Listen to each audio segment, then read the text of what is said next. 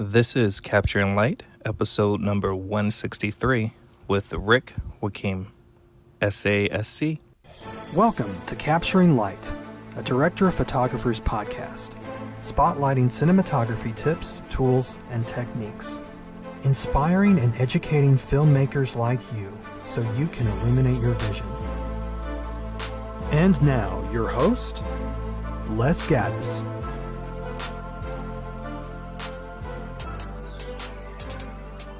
Welcome to the Capturing Light podcast. I'm your host, Les Gaddis, and today we're talking to Rick Joaquim. He's an amazing cinematographer that I've been trying to have on the podcast for a while, but every time, we've connected a bunch socially, but he's been busy, I've been busy throughout the years, and it's funny, this is a conversation that was a few years in the making, but it was fun. We got to talk a little bit about music of all things, and how music kind of affects the process of cinematography, or can, which was cool and an interesting take on a different art form affecting things visually. What else did we talk about? We talked about how he got started in the industry. So yeah, it was a fun conversation. So here is that conversation with Rick Joaquim. How you doing today? Yeah, good. Thanks, Les. Thanks for having me. Yeah. So I'm just gonna put it out there to the listeners. You have been on my guest request for for quite some time, and arguably so because you're just an amazing cinematographer, and I've wanted to talk to you for a while. But I feel like every time we've tried to connect, either you've been on a project because you're creating great work. I've been busy, so I'm glad we get this time to chat. Yeah, I'm glad to. I know we've been chatting for so long on socials and stuff, so I'm glad we finally get to do it. Yeah, so I know you quite a bit just from following you, but for the people that may not be familiar with your work or how you got started, can you talk a little bit about how you got started into the industry? Yeah, cool. So I'm originally from South Africa, but I moved to the UK about 4 years ago. My origin story or my root is, I think, maybe common, but I kind of came up through music first. I played drums in bands, I played in rock bands and metal bands. And music got me into cinematography. I started shooting music videos for friends. I got really good at it. And before I know it, someone said, "You should do this." And I was like, "What is this?" I didn't know what it was. Um, and I went to go study TV and film for like 2 or 3 years, and I got really good at it. I was like the top of my class while doing it. And I haven't looked back since. I've been really grateful to do a lot of commercials, music videos. And in the last few years, I've really been focusing on narrative. That's where I really want to kind of dig my heels in. Right. So let's let's talk about your origins in music, because that's something that I think is very interesting, because also too, we share that. And Yeah. I originally studied music before I switched to video production, and I'm curious as to what similarities or what parallels does your your creativity come from music and framing up shots or rhythm. Can you talk about how music kind of helps with your video production? Because it's completely different. One's audio, one's visual. That's a great question. I actually love that, dude. I think this is something that's popped in my head a lot lately, and I've been talking about this to someone. It pertains to drums for some reason, but I think like being a drummer in a band is kind of like being a cinematographer or a DP, because as a drummer, you kind of have to hold it down. You kind of lead from the back. It's a weird kind of role. You kind of Right, have to yeah. hold it down. You have to choose your moments as well. You can't just be showing off and doing solos whenever you want. You kind of have to choose your moments and you have to let others shine. And I think being a cinematographer is very much like that. I know this is very like all over the place what I'm saying, but I do draw parallels with it because as a DP, like you don't always have to do the flashiest move or the craziest camera thing. Like sometimes it's just about the story and supporting the story. Just like a drummer, you support the song, and sometimes there's a moment for the guitar to do a solo or the singer to do a solo. So I see that with cinematography a lot as well, is like choosing when to hold back. And then maybe there's a moment we're going to try something quite cool and do a tilt shift lens or do this really cool 360 move on a steady. But you shouldn't be doing it all the time and drawing attention to yourself. But that's just something I've been thinking about with parallels between being a drummer and a Yeah. DP a lot. But in terms of music, I love music. Music's a big part of who I am. I love listening to music. I love knowing when we're creating something, if the director knows what they're going to use as a soundtrack or a score, that's really powerful, I sometimes feel, if I'm operating. If not, it's just nice to know what the editing and like pace might be as well. So I love music. I love discussing music with directors. Right. When you're doing prep, like when you're talking to directors, are you often using visual aids as well as music? Do you kind of like is it something where you just do paintings, you do photography? What's your prep like? I think I do love that part of the process. I think prep formulas is really cool. I think it's like where you can really tap into a director's brain and you can really show them stuff and you very much learn what they like and what they don't like. And I think that's quite fun as well because you quickly learn, you go, oh, they don't like this, they don't like this, but they do love this. So often I will start with films and then sometimes we'll look at photography as well. Photography is also a really great place. Also painting and stuff, maybe just some lighting references. But what then I do love happening, it's happened more and more as I've gotten older, is we stop looking at references after a while and you don't even look at them anymore because the project becomes its own reference and you kind of just begins discussing what you like and what doesn't even exist sometimes you're hopefully creating. So Right. that's kind of how I look at it now.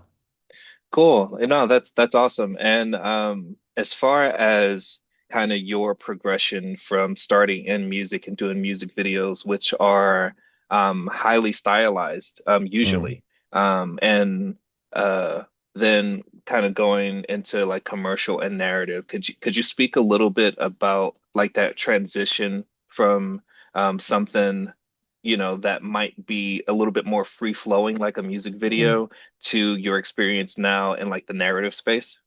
Yeah, that's also great. I mean, I don't do as many music videos as I used to. I think the industry has changed a lot and the whole world has changed, obviously, and continuing to change. But music videos are an amazing vehicle. You really get to try something really fun and brave, and you don't always have an agency or a client saying no.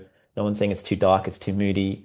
You can try new lenses. These are all the things I used to love so much, and I still do love about music videos. You get to try something really fun and fresh.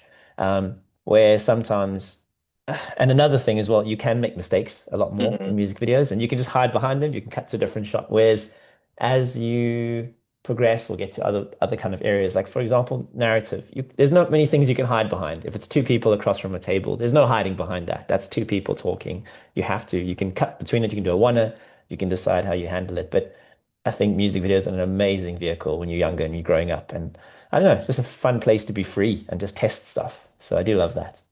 Right. Yeah. So like how do you follow or find that in your newer work where I Mm. mean it's hard like you're saying in the narrative space to really um you have the agency, you have the studio, you Mm. have, like not as much creative control. How do you still stay creative and true to yourself in, like higher end narrative Yeah. things? Yeah, definitely in narrative. Maybe commercials, I sometimes have learned, I think the wool has been pulled off my eyes a bit with commercials. You kind of know why you're there. Sometimes, every once in a while, a commercial comes through that's really like special, but for the most part, you're often just selling something and you're a little bit selling your soul. But I still do enjoy them and I love the kind of the task at the hand and you kind of have to make it work. Whereas narrative, you really have to believe in it and you really have to love it. And I think that's what it is for me. If I find a script I really connect with and I really want to find something I lock in with, I think that's quite beautiful. And that's what I try to do. And then I try to support it the best I can. And again, it goes back to not always doing like the flashiest thing. It's doing what the story needs and what the cinematography needs. Obviously, there's times to shine, but there's also times where you just kind of hold back and you can just do a really slow little push in, or it's locked off and you force the viewer to kind of sit there and go, this is really uncomfortable. And I think those are all powerful decisions you make as a cinematographer. Right. Yeah. Yeah. Awesome. I feel like this is more of a overarching, cinematography podcast because I'm now like switching into so how do you balance life and which there's I'm just so curious because I mean you do so much great work. I mean I've followed you for a while and I'm just like okay, so what is your work-life balance if there's such a thing? Like, do you have time to actually spend with family and friends?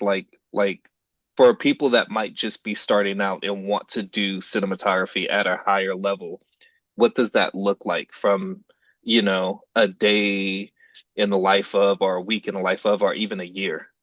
Yeah, that's a great question. I don't think I've achieved that balance, and I don't know if I ever will. I mean, I see so many people, and I look up to like so many of my heroes and stuff, Liz, and I'm like, I hope I can. It's a weird one because I don't think there is balance. I think you have to make balance when time allows for it. So sadly, like I did my first Netflix show in like November, December, January, or end of last year. And that's tough. You're doing 5 days, sometimes 6 day weeks.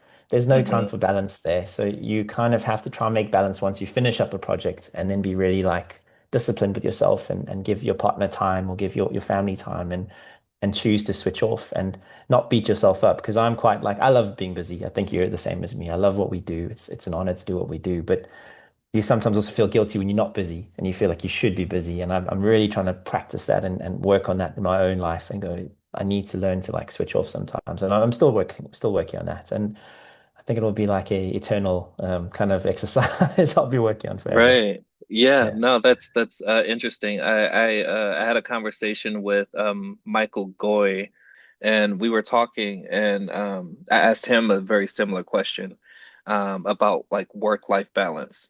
And he corrected me, and he was like, "Well, actually, I look at it as life-work balance." And I was like, "Oh, that's an interesting kind of perspective." And with me, like full-time cinematography, and then like the wife, I have smaller kids. Right now they're 5 and 7. And yeah, it's been really interesting to see how when I'm on a feature, how I'm just so into that Mhm. project, but then being able to completely remove myself from the aspects of cinematography, like after the project, just be like, okay, now I'm dad or now I'm husband, and I Exactly. gotta turn it off, even though it's really, Yeah. really hard, Yeah. to try to make that work. Yeah, no, I think that's what we have to do, Liz. I really resonate with that because you just have to just force yourself. And especially the first few days after coming off a long form project, those are my worst days. I feel like Yeah, I'm like, I don't know, you feel like you're coming out of withdrawal. You're so used to having something to stress about or worry about. So you kind of have to learn how to switch it off and go, yeah, I'm back in dad mode or partner mode. I hear you. right. Yeah, no, for sure. So I'm switching back into cinematographer mode. Um, like when you're on set, what because I mean you talked about your drumming background and how drummers like they like if the beat goes down then the song is just the train has stopped and Yeah. there's no movement and it's just a wreck. Like what are you doing on a set as a cinematographer that really allows you to focus, but then also too that you kind of feel like, is there a thing that you particularly do or you prepare for that allows you to keep getting callbacks and constantly working? Because I mean, it seems like, I mean, I mean, the industry is the industry. And, Yeah. like I know sometimes it's slow, sometimes it's faster, but the ability to continue working is Mhm. something that, you know, people can do really well if they get how to manage a set and all these different things. Yeah. Can you talk a little bit about like what you think has attributed to your success on set as a cinematographer?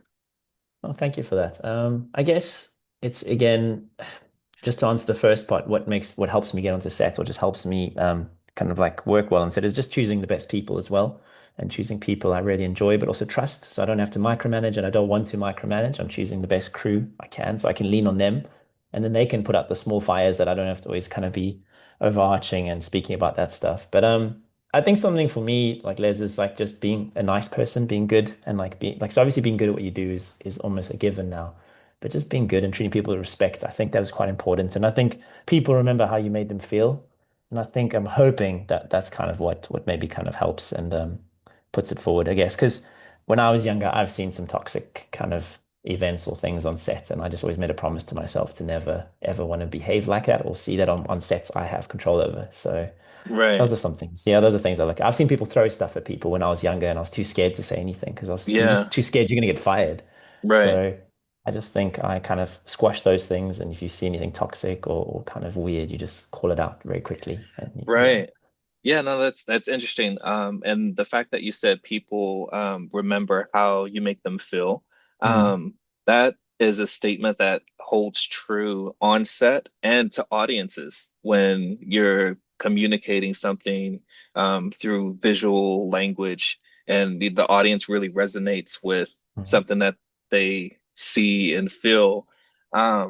Yeah, so I mean, I was like, okay, that has dual meaning right there. Oh, Um, that's great. I think like I know what you mean. I did a film maybe 2 years back now, a Zambian film. It's on Netflix. It's called Can You See Us or Can They See Us? Sorry. And I hmm remember some people come up to me often and go, Rick, you made me cry. You made me cry like a baby in front of my family. And sorry, you just made me remind me of that. Recently, I've had two or three people come up to me and go, you just really made us cry. And you're so right. It's how you make people feel, obviously watching your work, but also how you make them feel on set. And if they feel appreciated and ask for like say please and thank yous. Um, I notice I can get the best out of crew as well. So you're right. right. How you make people feel. Yeah, that's so funny too, because I'm on your website right now, and that was literally kind of my next talking point is can you see us? Because Yeah. I was like, okay, that's a great project to kind of explore and talk about. Um, just because I mean it's something that is beautiful. It makes people cry. Yeah. But can you tell us a little bit about like just your experience with that project, kind of how it started and Yeah. um, kind of give us Cool. a little bit of the beginnings of that? Yeah, cool. So that was actually at that time my first feature film. It was just, I think it was during the pandemic. I think it was 2020 or 2021. I'm trying to remember when. But I went out to Zambia and shot in Zambia for 2 months. So the film was actually based on the life of John Chitty, who's a Zambian musician who was born with albinism. It was a special time. It was a really special film to shoot, and we spent 2 months shooting. It's a little girl playing a little boy, which I think is amazing. And it's directed by one of my friends I know from commercials named Kenny Rock. He's a lovely director. And yeah, it was good. It was tough. It wasn't a Netflix original from the start, so it was purchased by Netflix afterwards. But we spent a lot of time and put a lot of love and sweat and blood and tears into it, and I'm really proud of it. And there's some special moments like I'd be operating the camera and would have our lead, our little girl who's playing a boy, she'd be like singing during her parents' funeral. And I'm just there crying behind the camera. And I look behind and the whole crew's crying. And you could just feel it, when you just connect with someone. Right, And now when I operate, I don't always, lately I've been fortunate to work with really good operators. But on that film in Zambia, I operated with single camera. And there's this amazing connection you have to your lead, like to your talents. You feel like you're just there a little bit sooner than everyone else and you develop this proximity. I know you know this as well, but it's cool when you operate, you develop a really close relationship with your actors if they want you to, if they are that way kind of right. inclined. But Yeah, yeah, it was a really that's special film. awesome. Yeah. Well, Yeah. and I mean, you've already talked about kind of like I always like to hear about those special moments, whether it's on set or, offset of a particular project that really Mhm. resonate. And you've kind of already mentioned that, which is very, very cool. So if you can remember, because I know it's been a while, what was like for all of the techie people, what was like your camera package, your lens? Like, how did you um, design the look? Great question. I do remember exactly because the Venice had just come out. So the Sony Venice had just come out then. And I remember us taking it to Africa. So we took it from South Africa to Zambia with us. But the problem is we didn't have enough full frame glass at the time in the world, or at least in Africa. So we struggled and we ended up getting a set of Sigma high speeds, which I had never actually shot on. So I was a bit nervous of them. But because I kind of paired them up with some really strong filtration, I kind of took the digital edge off of the Venice and off of the Sigma. I kind of like what we did. I probably went a bit heavy-handed. I used black Pro Mists, which I love.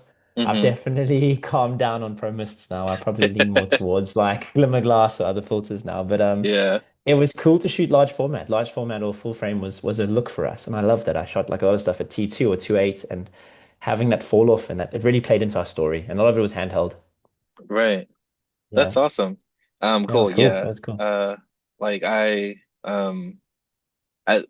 I am a fan of Venice. I've shot with it quite a bit. But also too, like, it's so interesting because I think as you're testing out different camera systems, different lenses, different filtration, and I feel like there's like a seasonal time in every cinematographer's life when they go through like, the filtration, and then it's like you discover filtration, then you go kind of Mm, heavy, and then yeah. you feel yeah, because like it was very similar with me where it was just like heavy pro mist and like low con, and then Yeah. yeah, now I'm more of a like a glimmer or a black satin kind of like just a Yeah. little bit, yeah. Just where it um bites in.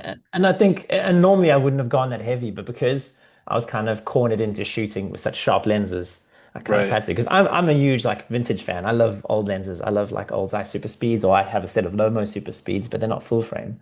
And I love anamorphics, but because Netflix requires that 4K acquisition at the end for right. anamorphic, we would have to get something bigger. Or I think once you de-squeeze it, there's a whole conversation. But I just remember thinking, what's going to save me? What's going to give this a bit of a look? And that's what you said, right, Les. The filters helped give me a little bit of a look and a bit of blooming, and that halation is what talks to me a little bit. So yeah. Yeah, yeah, for sure. So kind of wrapping up the Can You See Us Mm. kind of chat. We talked a little bit about the prep, the production. Did you have any influence over post? Were you in the edit bay at all? Were you invited to the color session? Can you Yeah, talk a good little bit about question. your post? Good questions, and we did. So Kenny, because Kenny and I used to do lots of commercials. He knows Joseph Bicknell from Company 3. So luckily we had Joseph Bicknell grade it. We did two remote sessions, if I'm not mistaken, and then he obviously worked in the background. And yeah, we graded it, and I love the look. I think he helped elevate and heighten it, and it was yeah, it was cool. He's a really good colorist. Awesome. Yeah, cool. I mean, that's always, Yeah. good because I mean, there's been I know horror stories of people that have, shot something and then it looks completely different based off of, you know, other ideas in the color. I've had that happen in commercials. I won't say any names, but I've definitely had it happen in commercials where you're a bit of a hired gun, and then once you've shot it, like it's very rare they ever invite you back to be part of a commercial grade. So Right. it's a different game. It's a different game. It's a bit sad. It's a bit heartbreaking when they undo all the hard work you've done, but that's just kind of the game you play in commercials, I guess. Right. So, like, as a cinematographer, what do you prefer and how do you like to work? Are you really heavy into like designed shots, or are you kind of more like, I kind of still, there's a little bit of design, but I kind of like to free flow, kind of feel Yeah. it out during what's your path? Good question. I actually take the lead off the director often now. I've learned to kind of feed off the director because I've done things where I've done a project where we've shot list every single shot. We've storyboarded stuff as much as possible. And then last year, or the year before, I did a film where we didn't shot list anything. I still made a sneaky shot list. I didn't show the director, but I made it my own little sneaky one. But I think I've learned to take the lead off the director because some directors really like they'll still lead the way they want to and they'll still kind of work there they want to as well. So I'll often have a roadmap. If I could choose, I'll have some form of loose shot list, a kind of roadmap, and we kind of follow that, and then we allow it to become something it wants to be. And I think that's the best way I actually found. Because sometimes you've seen there's like magic presents itself. It's happy accident happens, and you go, guys, this is all we need. Like, look there, that's beautiful. Maybe this in another insert or an over the shoulder. But sometimes you don't need to overcover a scene. You could just kind of go, that's all we need. Right. Yeah. No, for Mm. sure. And let's end on inspiration. Mm. Like where do you get inspiration? How do you stay inspired? Mm. That's a good point and a good question. I think obviously still watching a lot of films. I try and consume as much as I can. Sometimes I do feel a bit overloaded because you'll come from shooting all day and being on set or prepping a film, and then you go home and then you like, do I need to watch more? Do I need to stare at the screen a bit more? So I do try to listen to a lot of music and I try read as well. Listen to podcasts a lot. I listen to yours. I listen to a whole bunch. Um, yeah, I just try to always stay relevant. Trying to be less on socials, but it's easier said than done. But there's a lot of Yeah. cool stuff on Instagram and on socials that you can kind of go, wow, I love this. I never knew about this film or this process. Yeah, just trying to stay kind of connected, I guess. Right. Yeah. Are you the type of cinematographer that likes to carry a a photo camera with them and take stills and things, or not necessarily? I used to. I was definitely the part of that whole Fuji, like, was it XT1 or those XT2s, the smaller Fujis? I can't remember what they were called. I used Yeah, to carry one my the Fuji big one was around. the XT3, I think. Yes, That's the one yes, that yeah.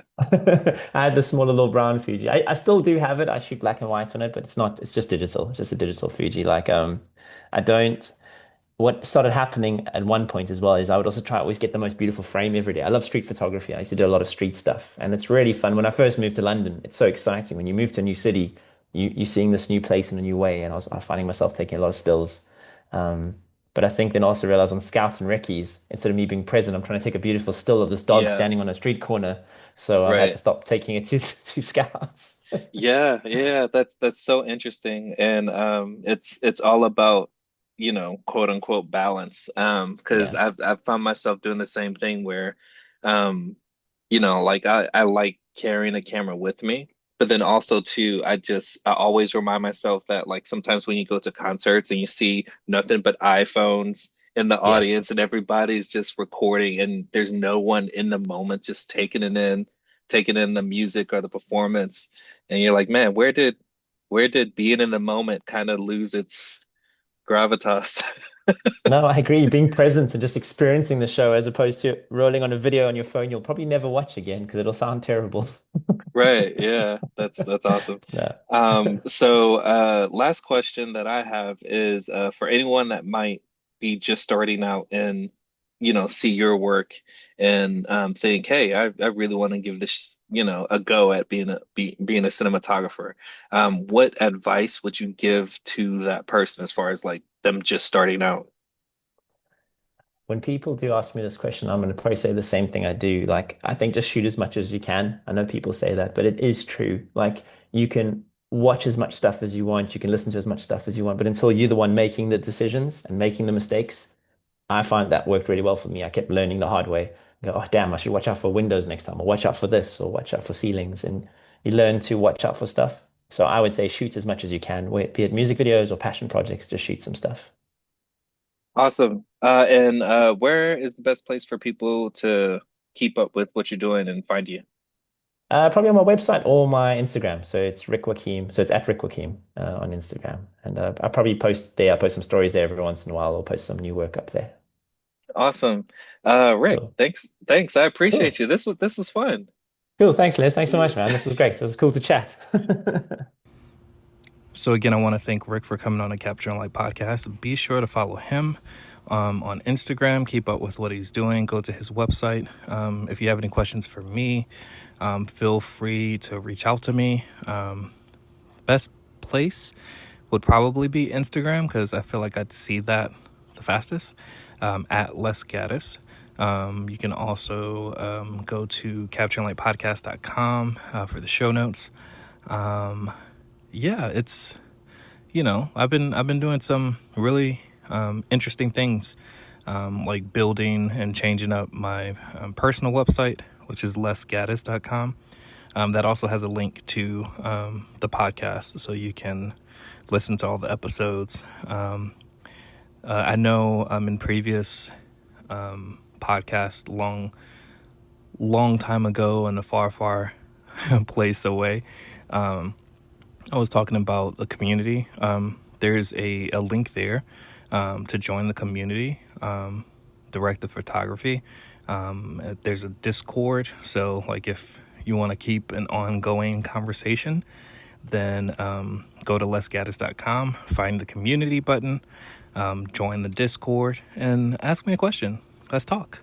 I got time. It's summer. I'm not doing too much. I'm prepping for a short, but other than that, I'm looking for great conversations and connecting.